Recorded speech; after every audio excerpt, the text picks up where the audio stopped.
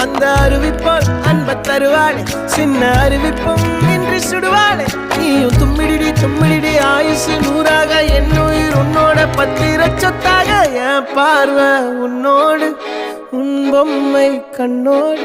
பேசாமல் விண்ணோடு நாம் மிதந்து போவோம்